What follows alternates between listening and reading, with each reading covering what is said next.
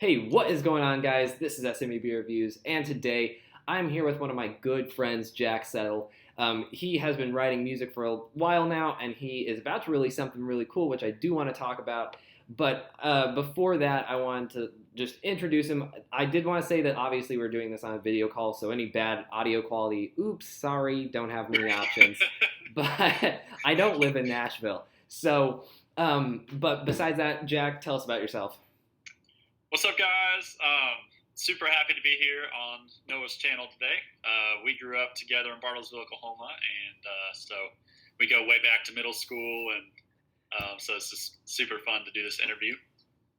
So I'm 19 years old. I live in Nashville now. I've been there for about a year, and yeah, music is the goal and the dream, and so that's what I'm pursuing right now. And yeah, that's me. Okay, so so obviously I'm going to ask questions I already know. I know almost all the answers to my questions. Why'd you start music? What was the catalyst? Yeah, so I've been playing music for a long time. I took guitar lessons starting when I think I was in first grade. I've always just enjoyed music. I didn't take it very seriously, kind of unfortunately, for a long time. I didn't practice a lot, and it was kind of just a hobby for a while. And so 2 years ago, I was at a summer camp, and I woke up with basically no hearing in my right ear. And that came along. It was a virus that attacked my inner ear, so I also had vertigo, which is extreme dizziness, and ringing. And that's a whole long medical crazy story that I won't bore you with the details. Noah's heard it all, probably multiple times, but the outcome of that was I ended up getting injections through my eardrum, and that brought back about 60% hearing, enough to where I was able to comfortably sing and play music again. Whenever there was no hearing, it was really hard to do all that, and I kind of stopped and got into a really kind of depressed state for a few months while I was recovering. So after that, before that, I had wanted to pursue photography. That's another one of my big interests. And after that, I realized that I really wanted to pursue music while I could still hear, because everyone gets old and loses their hearing. And so I had really enjoyed country music for a while, and this is another little side part. In 8th grade, when my voice dropped, I realized I could sing "Your Man" by Josh Turner, and so that was kind of how I got into country music, and I ended up loving it, and that was what came naturally for my voice. So that was kind of how I ended up in Nashville. We graduated high school together last year, and I moved straight here. Yeah. Ironically, you brought up Josh Turner. So I'm not the country guy, as everyone knows. But I pretty much besides Your Man, that's about the only song I knew. One day I was in the car with some people, and Josh Turner came on, and I would have thought it was you if I didn't know it wasn't. That is a huge compliment. Thank you. I was like, for a second I was like, that I didn't realize how much Josh Turner really does sound like Jack. Well, thank you. So why? I mean, you said that you had enjoyed country music for a while, but even I know that you liked other stuff. Yeah. We've been to a lot of concerts, Fits and Tantrums, Green Day, classics. Yeah, good ones. Yes. Why country? Why not something else? Yeah, I think when I sing, because my voice, like I said, in 6th grade I was a soprano in choir, and by 8th grade I was a bass. And so with the voice drop, it's really hard to sing a lot of pop and rock music with a lower voice. And so when I really started to enjoy singing, kind of exploring that when my voice changed, country was, and again, Your Man, I'm going to be completely honest, I grew up on rock music. That was a joke at first, when Vine was a thing, and that was the country song. But then I was like, this is really fun. And so, yeah, I think it was just, it kind of was what came naturally. And we grew up in Oklahoma. We have a little bit of that in us, whether you want to or not. And so I kind of just chose to embrace that, and to the very full effect of getting a cowboy hat and cowboy boots and singing country music. Right. Okay, who would you say are your biggest musical influences? And it doesn't have to be kept with country. I mean, anything. Yeah. Oh man, that is the question I should have prepared myself for. So I won't drag this on too long. I grew up on rock, and Skillet was my absolute favorite band for many years of my life. That was my first concert. And so not that any of my music sounds like theirs, but they were some sort of influence because I loved them extremely. So that's kind of where I started to really love music. And as far as at this point, I would say Chris Stapleton is probably my biggest influence because out of just about anyone doing music nowadays, I completely admire not only his vocal talent, but the way he plays guitar and his songwriting. And if you look up his songwriting credits, he's written a lot of songs he wouldn't have. He wrote "Your Man" by Josh Turner, for example, and he's also written for Adele and a bunch of other non-country people. So the fact that he can write music in lots of different genres, and he's kind of like the total package of a musician. And so he is probably my biggest influence. I've written a couple songs that were kind of inspired by his style, and Josh Turner would be another one, just mainly vocally. I just love his voice, and I love singing his songs. And yeah, you're not that, like a lot of my friends that I met here tell me that I sound like him. So I cannot go as low as he can. He has his range is crazy, but but he's another big influence, I'd say. Yeah. Okay, so I'm definitely setting you up with this question. Because I want you to talk about something specific, and I couldn't come up with a better way to bring it up. Tell me about past band projects you've been in. Oh man, so I mean, I played a church band a lot, which was really fun, and I went to a rock camp in Edmond when I was younger, which was my first band experience. But the first time that I really just sat down with like a group of buddies and played music was, I think, sophomore year of high school. Yeah, probably. Sound about right. Yeah, that was because I would wear black skinny jeans to every practice, and I don't think I have those anymore. They've been replaced with bootcut cowboy jeans. But anyway, so I was actually the drummer of that project. I think I tried to sing a song and play drums at the same time one time, and it did not work out well. So let's see. So we were in that band together. It was me, you, and then three of our buddies. Yeah. And you were on vocals and piano, and then we had guitar, bass, and guitar. Second guitar. Yeah. Oh man, so that was really fun. Yeah, our set list was always like, because we had Seven Nation Army, we had All Star, we had a Red Hot Chili Pepper song, I'm pretty sure. Was it Can't Stop? Yeah, I think so. That's what I thought it was. Yeah, we had a lot of really weird songs, and just so you know, piano doesn't fit into a lot of those, but that's the main thing I play, and we didn't need a third guitarist. So so either I sang or I awkwardly played piano to these rock songs. Yeah, it was a very strong melody. Oh, you could hear it though. In all the recordings, you could hear my piano. Oh, yes, you definitely could. Yeah. Classic. That was. Yeah. Before we get into the new thing coming out, I want to real quick touch on the old thing that has come out. Because this is not the first thing coming out. I'm being very vague. It's not. Everyone knows it's either an EP, album, or single. I mean, how many other things can it be? This is not your first release. Right. So tell me about your other release. Yeah. So 2017, I released a single called "I Don't Know," and I believe that was. My mom would tell you differently. That was the first song I wrote. When I was a kid, I wrote songs or whatever, but that was the first song that I actually wrote and produced. And it was, it's very, like, looking back now, I recorded all the drums with one microphone. Like, it was a very DIY song recording. But it's out there on, I believe, Apple Music and Spotify. I don't think I put it anywhere else. So you can listen to it there. It's kind of a country southern rock song and I wrote it right after I had all the hearing problems and was recovering from that.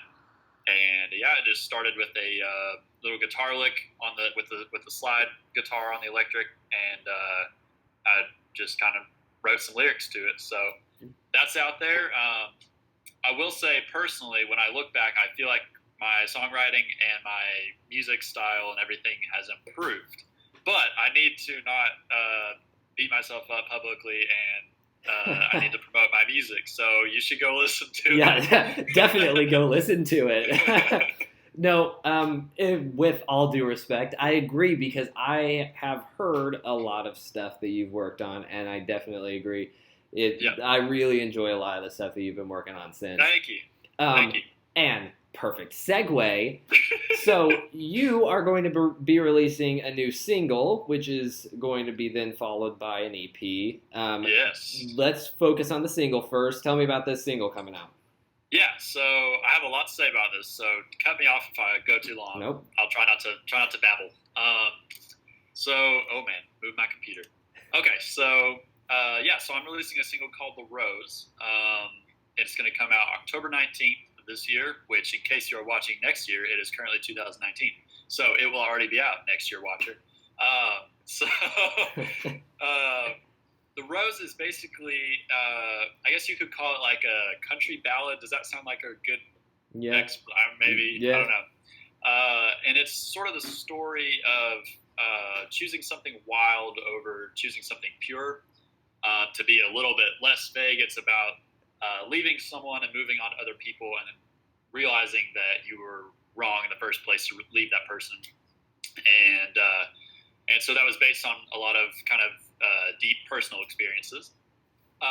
So I wrote this last year, and I share the songwriting credits with a good friend of mine named Christopher Myers. Basically, the way it happened was I wrote the song almost completely, and then Chris was my roommate and landlord at the time, so I was like, hey, listen to the song. And he has crazy music business experience that I can't even name all the things he's done, but he owns a music studio, and so he's worked with a lot of songwriters and artist development. So he helped me kind of touch up the song, change little lyrics here and there that now I'm like, man, this would be totally different without that. So we shared songwriting credits on that. Anyway, but as I was writing it, the very first time I actually wrote it as a poem before it was a song. And that was one of the only times I've done that so far with my songs. And I think because of that, it came out to be one of my best songs, in my opinion, because I really focused, not on just trying to combine it all right here, right now. I just kind of focused on the words first, and then I put it to music. And it was a time where I was kind of at this weird period of self-reflection last year. I had just graduated high school, moved to Nashville, got a new job, was meeting new people. Everything was new, and I kind of needed to figure out who I was. So I was looking back to my past, which is not a good thing to do. Now I'm like, live in the present. There's even Bible verses about this. Come on, live in the present. Don't worry about the future, and the past you can't change. But I was reflecting heavily on the past and on past relationships and choices and all of that, and that's kind of where this came out of. And so it just kind of came from looking back, which I'd hope to not do a lot of anymore. But I really like the song, so there's the plus side of that. No, I mean, I think it gave you one of your best songs. I've heard a lot of what you're. I think that there's one I haven't heard, or I don't know. Okay. We could talk about that later. Yeah. I think there's one thing off of your EP that I haven't heard yet. And this is definitely my favorite, as you are full aware of. Yes, he played. I'm well aware. He played. He played back. We were both home, and so he was doing a show. And the whole time I was sitting waiting for the rose. And then the second it comes on, I just go, woo, the rose! I saw you were singing every lyric, too. I was like, yes, that's the first time. Just so you know, you're the first person that's ever sang along to one of my songs. I sang along to most of them, just so you know. There were a couple that I didn't know too well. Some of them are brand new. So. Yeah, and some of them like I know some, but just not the lyrics too well. But there were a couple. There were a couple I was singing along to. It was very fun. And I do love the Rose. So now that's the single. What about the EP? Yeah, so that's a great question, and I'm asking myself a lot of the same questions about that as well. So originally my goal was to put out an EP by the end of 2019. There's a lot of roadblocks I've had. I'm currently moving, and as you can see, I'm in a hotel room right now. This is not my house, and so next week I'm moving into a new house. But there's a lot of those things, and I do work a full-time job to fund my music career, and so that's very busy right now as well. So what I'm doing is releasing The Rose as a single. That was the most finished song that I had, and I felt like it was a good one to just put out there. Usually it's the crowd favorite. So that's going to get out there, and I have almost all the other songs. And so that's the other thing. Every time I think about the track list of this EP, it changes. I'm like, you know what? I need to save that one for a future album, or this one actually sucks, or like all that every time. And so the track list keeps changing. There's several core songs I'm going to put on there, and a lot of other ones that people like, but I don't know if it's going to fit in better with this EP or with an album in the future. So there's a lot of stuff up in the air about it, but my goal is early 2020 to release this EP. Like I said, a lot of it is already recorded. I just need to go back and redo a few things or touch up some spots. And at that point, I do all the recording myself at the moment. I have worked in a studio, but I like being able to actually be my own producer and have a lot of creative freedom there. And so what I do is I just record it at home, and then I send it for professional mixing and mastering, all the editing and stuff. So yeah, once probably early 2020 will be EP, but I want to. That's a personal goal, and I want to really achieve that. So yeah. So you even talked about like how you've tried to do most of it yourself, and unless I'm mistaken, you designed all of like the artwork for the single "The Rose" too, right? Yeah. When I was in high school, I took a graphic communications class. This sounds like some really weird backstory that doesn't fit in, but at Tri-County Tech in Bartlesville, which is a technology school, and so I learned a lot of graphic design stuff there. So that's been very helpful to incorporate into this, because there's all the job. If you're an independent musician, you have to do at least 10 people's jobs, maybe more, and there's the recording, there's the writing, there's the marketing, the graphic design, and all that kind of stuff. And so it's a lot more work than people realize. It's kind of like a second full-time job. But I'm very thankful to have learned all that stuff. So I did design the album art, and I realized that this is the second time I'm releasing something and not having a picture of my face on there. I feel like it's typical to have an album and have a picture of you on it. Mm-hmm. The last one was a mysterious picture of me looking over the view of Bartlesville from a hill. I don't know, but anyway, this one is sort of an illustration. And the EP, I'm hoping to have an actual regular looking album with a picture of myself. But yeah, right now I did some little. It was actually a drawing on paper that I converted to a digital thing. Yeah. So yeah, well, it looked really good. I mean, it looked really good. Thank you. You all will see this soon. Yeah, but man, I really am excited for The Rose to release, because it is really good, and I don't just say that as a friend. I choose to not review, I wouldn't want to review your stuff.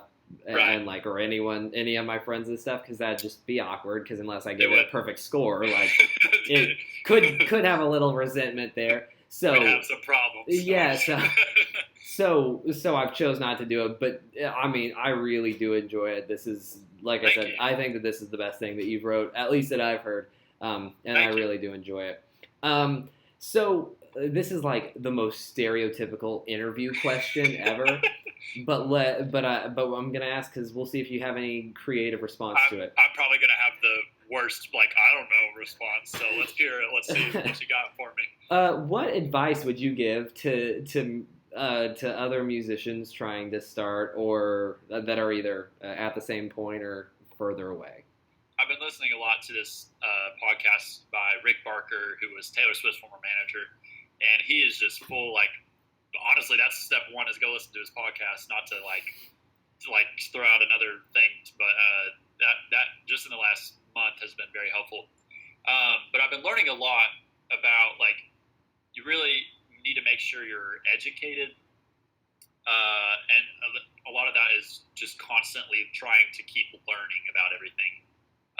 So through stuff like that, podcasts and going to shows. That was when I first moved here. I had the privilege of getting coffee with a guy named Steven who he's worked for several different huge publishing companies here, and publishing is what focuses on the songwriting, just the songs, not the artist.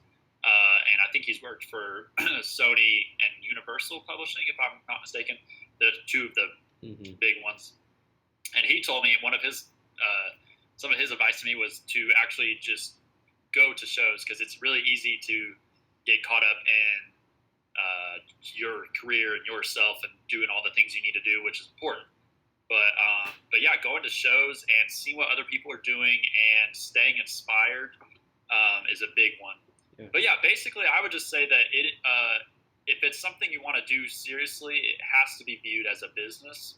And I think it's definitely okay. What I'm doing right now is, I think the wrong way to do it is to move to Nashville and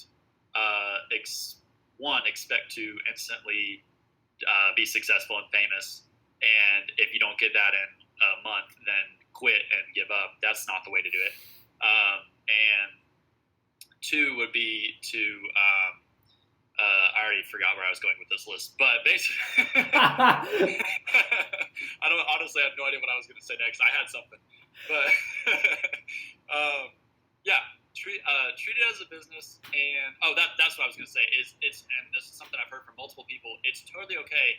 So rather than living on the streets and starving and hoping that it's going to work out, it's totally okay to work a job, because that means you have money, and it does take money to fund all this stuff. It is not you can do a lot on a lower budget or a do-it-yourself kind of way of doing it, but you need some sort of funding. So you either need to be rich or have a way of making yourself rich. And so, so I think it's totally, that's kind of my plan right now, is to work a job, but stay 100% focused on what the real goal is, and kind of just stay away from distractions. There's so much more I could say. I'm trying not to leave anything out like that. I've kind of been very general, but if anyone has any specific questions, let me know. And again, I'm not an expert. I'm still learning. I think lifelong learning in anything is extremely important. So, yeah, I feel like there's a specific, I don't know what I'm trying to go for. There's something, because I try to write music, you know this. There's something I'm missing, just fundamentally, because it just does not work. And actually, me and a friend that I have are talking about trying to do some collaborating, because my problem is lyrics. Yeah. Which I'm talking. Yes, please continue. Which is ironic, because I'm going to school to be an English teacher, but lyrics are my weak point. But yeah, I just cannot do it. But yeah, so I've been starting to try to collaborate with someone. So I feel like which is kind of what you touched on, and I agree with everything you said. But especially having not connections, but just people. Just people to talk to about it, and everything. Even just someone that understands music theory. That's a big thing to have. Yes, 100%. And that is something that I've really, really learned about since moving here. Is that you can't. So even as a DIY musician, which is actually, I think that's copyrighted, DIY musician. So as a do-it-yourself musical person. Forget that I said that, people are getting a real like look inside our friendship. Yeah. So even when you are an independent artist doing a lot of stuff yourself, you cannot do everything yourself. And I literally was a guest artist at the Oklahoma A+ conference that they put on over in Edmond, and with the University of Central Oklahoma. And literally the thing I talked about was collaboration, and that is so important with like doing what you're doing and working with someone else. If you have something that you lack, finding someone to fill that, and boom, that's all you need. Yeah. And in general, yeah, like you said, not necessarily connections. That was something I was mistaken about when I moved here, was that I needed to make connections. What my buddy Chris, who was the co-writer on The Rose, stressed to me was that you don't want to go about it with the mindset of making connections. You need to go about it with the mindset of making friends. And when you build those relationships and cultivate that, then that's where the reward comes from. If you just meet someone and then boom, that's it. I met them. Now when I need something, I can go and be like, ask them a favor. That's not how it works. So it's something where you really need to, I think, make friends over connections, make relationships over that kind of stuff. So that's, what you said is exactly right in my book. So we have definitely gone probably way too long, and probably a lot of people have clicked off the video at this point. I haven't even looked at the time until just now. This has been really long. Yeah. It's okay. I mean, hey, the people that want to watch will be sticking around. So let's see. The last couple things I want to talk about real quick, as quick as possible, because it connects with what we were saying. Is that kind of how you got connected with, and forgetting her last name, Lydia? Yes. So I'll try to be quick. There's a lot I can say here. So Lydia Simons. It's Simon. It's like diamonds, but Simons is what her Instagram bio says. So I'm stealing her saying because I'm sure she has dealt with that her whole life, because I've heard lots of people mispronounce it. Anyway, Lydia's awesome. She lives near Atlanta, Georgia. She's doing super big things right now. So real quick, make sure you follow her because she's awesome. So we met at the Bluebird Cafe in Nashville, it's funny because everyone always talks about the show Nashville. I have never seen a single episode. I'm sure it's great. I don't really watch TV. I guess the Bluebird Cafe was kind of made famous on the show Nashville or something like that. And so it was whenever I first moved there, everyone was telling me how cool it was. So they have an open mic, and you can go there every Monday, and you can try to call and get a spot. Anyway, I'm going way more into detail than you asked me to. We met at the Bluebird Cafe at the open mic, and I try to, if I have time and I don't have to bolt out afterwards, I try to meet people and do exactly what we were talking about, because it's very valuable to have those friends. And she sang a song that was like awesome. It makes you cry. And I don't cry, so it was like whenever I hear something like that, I have to go meet that person. And and so we connected, and we did. Whenever she was in Nashville another time, we made a little cover video, which you can find on my YouTube and Instagram and all that, Facebook, everywhere. And then she called me one day and was like, "Hey, do you want to record the song with me that I wrote?" She had written a song, and it was supposed to just be recorded by her. And then as she was going, she thought it needed to be a duet. So I ended up getting to go down to the Atlanta area and record a duet with her. And all the songs, the one that will make you cry and the duet that we recorded, are out on her EP everywhere. So it's called Lately by Lydia Simons, and the song that make you cry is called One More Time, and the duet we sang is called Broke My Own Heart. Yeah. Boom. You said like you're going way more in depth than I wanted you to, and I kind of prepared that you are going to like talk a lot. That's our friendship. I'm used to it. So that's why. That's to our friendship. Yeah. So that's why I have a challenge. Oh What we're no, gonna do to wrap this up, and then we'll be done after this. I'm scared now. You did not tell me about this. Okay. Yeah. Oh, I didn't tell you about anything I was gonna do. Okay. So we're gonna just do a couple like quick like word association kind of things. So Oh no. Okay, I've watched these on YouTube before, and I was always like, if I ever have to do one of these, I'm gonna suck really bad. All right, let's do this. so the goal, keep it under 5 words, okay? Oh no. I'm only Okay, giving you 5 so you can give at least a little bit of thought to it, but let's start things off. Old Town Road. Oh, okay. Is there a time limit, or there's a time limit? There What are do you do? 7. That is 7 words right Oh. there. I don't. Not bad, not good. Okay. Billie Eilish. I cannot do these things in 5 words. No way. Okay. Let's see. She's unique, and I haven't really listened to a lot of her music, but You know, you could have just said unique. That would have been ample. okay. So we'll do quick. Yeah. We'll do one word. Okay. That would, okay. I mean, you can do however many, but I felt like you might not have enough with one. Okay. Okay. I don't know if you've listened to it. In like the newest release from Zach Brown and Zach Brown Band. Have you listened to Oh it? my goodness. I haven't, but I think I listened to it. Sorry, too wordy.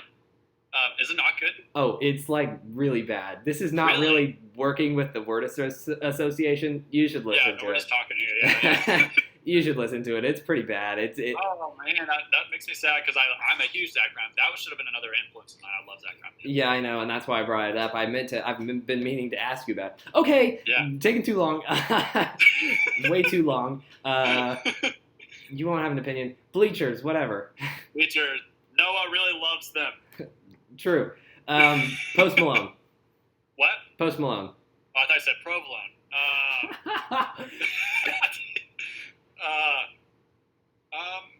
I respect him. I need to stop counting on my fingers. You're just making sure you're under that. I'm really trying to stay under my 5 word limit. Under that 5 limit. Shawn Mendes. I'm at I've overheard him because of my sister. Maroon 5. What? Oh, Maroon 5. Really love his vocals. If you've heard it, the collaboration with Lana Del Rey, Miley Cyrus, and Ariana Grande, Don't Call Me Angel. Didn't know that was a thing. It's bad too. Good. I would have assumed. Taylor Swift. Respect her as a businesswoman very greatly, but way over my word limit. But I miss her country stuff.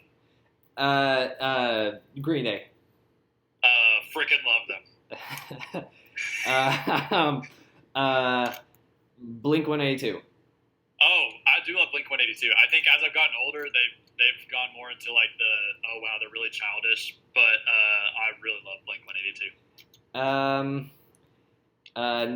No more music. Politics. Just no, you can't do that to me. The word politics. The word politics. Politics really interests me. I really love politics. Me and you have a background in politics together, and it's changed a lot over the years. I try to avoid talking specifically about it publicly usually. Panic at the Disco. I really admire his range. There's only a couple of the mainstream songs that I know, but I like them.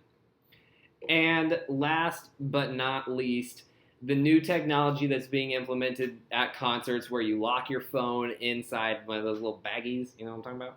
No. Oh well, let's just talk about this. Okay, let's talk about it. It's like I think like Jack White's one of the main like innovators of it. It's like a little pouch that you get. You put your phone in it when you enter the building, and to unlock the phone, you either unlock it like when the show's over. I think they all automatically unlock, or you go to this specific zone. If there's like a reason you need to use your phone, you go to that zone. So now that you know about it, opinions on the little phone baggy thingies that people use so that you can't use it. I think that's awesome. I think that phones are a huge distraction at concerts where the artist is pouring out their soul and you are on Instagram. And my concern was going to be that if it's an emergency, but if there's a zone where you can unlock it, that's awesome. I think that's wonderful. And someday, if I ever have an arena show, that is something I would do. I think that in theory, I think that it's nice, but Right. but there's especially, and I'm not at all trying to make a political statement, but with the gun violence in America, that'd be a concern because you, and I'm sure the arena could unlock them if someone got in, but it would be the instant, like, I mean, because things need to be happening quick in that time. Yes, so that is.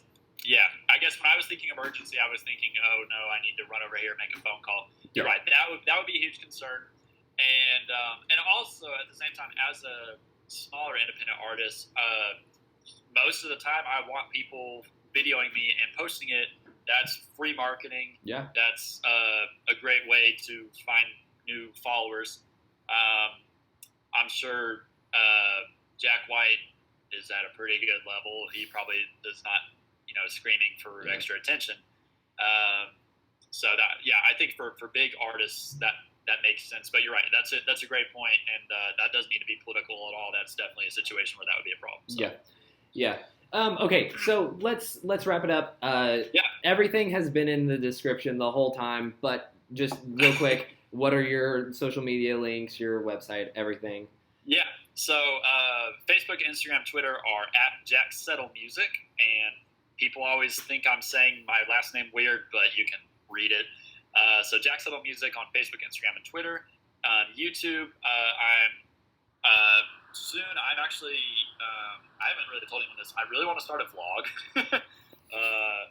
People, like 3 people told me to, and so now I'm like convinced that I have to. Again, that's going to be after my move. So anyway, Facebook, Instagram, Twitter, Jacksettle Music. My YouTube is just Jacksettle because I made that way back when. And I'm not, all that to say, I'm not super active on it now, but I'm planning on being.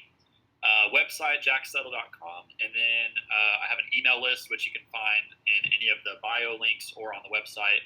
The email list is sort of a little fan club. You'll become a settler. Noah, I believe you are a settler. I am. He is. And so that way, basically, the email list is exclusive in as many ways as I can make it. So if there's going to be an announcement, I'll send it out early there. If I have a private playlist of some demos and stuff that no one else has heard that you can listen to there, all that kind of stuff. When I finally, at some point, I'm going to release merch. It might be early next year.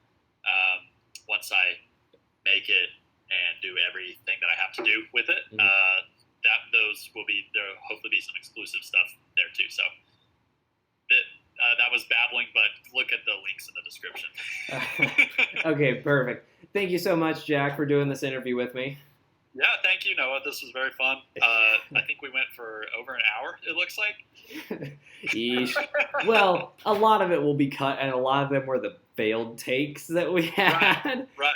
Yes, I splashed water on my face. Yeah. So hopefully I can cut it down to maybe 30 minutes. We'll see. I don't know, because so much of this was actually, like, good. So awesome. I'm glad. Yeah, so perfect. Thank you so much, and maybe we'll do something again, like with the EP. Regardless, for the people watching, I'll at least make sure you guys know about the EP. Whether I review it or not, I'll make sure you guys are aware of it if you are not following him, but you should so that you could be aware of it. And hey, while you're at it, follow me, because you don't want to miss out on my stuff either. So, Amen. Again, thank you so much, and thank you all for watching. It really does mean a lot to me, and I will see you guys later.